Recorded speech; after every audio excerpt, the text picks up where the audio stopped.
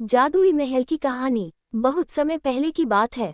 एक छोटे से गांव में एक युवक था जिसका नाम राजू था। राजू गांव का सबसे समृद्ध और उत्साही लड़का था। उसके माता पिता बहुत ही समझदार और सच्चे लोग थे और उन्होंने राजू को एक अच्छी शिक्षा देने के लिए पूरी कोशिश की थी। राजू का सपना था कि वह अपने गांव का नाम रोशन करेगा और उसका प्रतिष्ठान बढ़ाएगा। उसने अपने पढ़ाई में ध्यान देने के बावजूद भी उसे जादू और आध्यात्मिक बातों में रुचि थी। एक दिन वह अपने गांव के बाहर एक वृक्ष के नीचे बैठा था जब एक बूटे वाला व्यक्ति उसके पास आया। बूटे वाला बड़े पुराने और जादुई बूटों को लेकर जाना जाता था। राजू को भी बूटों में दिखाई देने वाली विशेषता के बारे में सुना था। बूटे वाला राजू से बोला, बहुत दिनों से तुम्हारी आंखों में वह उत्सुकता है जो सच्चे जादू को चाहते हैं। मैं तुम्हें एक बहुत ही खास चीज देने को आया हूँ जिससे तुम अपने गांव का नाम रोशन कर सकते हो। राजू ने उस व्यक्ति की ओर ध्यान दिया और कहा, कृपया मुझे वह चीज दिखाएं जो मेरे गांव को महान बना सकती है। बूटे वाला मुस्कुराया और बूटों को निकालकर राजू के सामने रख दिए। वह बूटे बोले, ये जादुई बूटे हैं। जो भी इन्हें पहनेगा उसे जादू सीखने का अद्वितीय अवसर मिलेगा। इन बूटों का असली जादू तब खत्म होगा जब तुम अपने गांव का काम पूरा करोगे और उसे सफल बना दोगे। राजू ने बूटों को धन्यवाद कहकर पहन लिए और बूटे वाले को गांव की ओर देखते हुए वही वापस लौट गया। राजू ने बूटों को पहनते ही एक चमत्कार घटित हो गया। एक अजीब सी आंधी उठ गई और उसको जादुई शक्तियों से घेर लिया।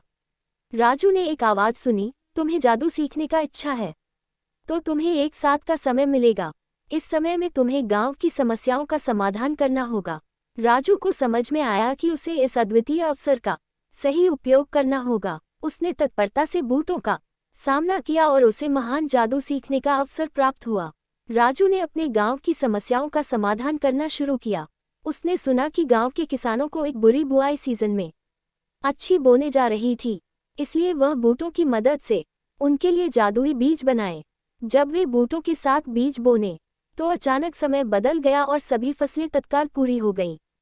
गांव वाले हैरान रह गए और राजू को देखकर पूछते हैं, तुमने ये कैसे किया? राजू ने मुस्कुराते हुए कहा, ये जादुई बूटे मुझे मिले हैं और उनसे सीखकर मैंने गांव की समस्याओं का समाधान किया। गांव वाले हैरान हो गए और उन्होंने राजू से कहा, तुम गांव का हीरो बन गए हो। राजू ने अपने जादुई बूटों की मदद से गांव की हर समस्या का समाधान किया। उसने बीजों को जल्दी होने का तरीका सिखाया, पानी को स्वच्छ और उपयोगी बनाया और अन्य गांव वालों को भी जादू सीखने में मदद की।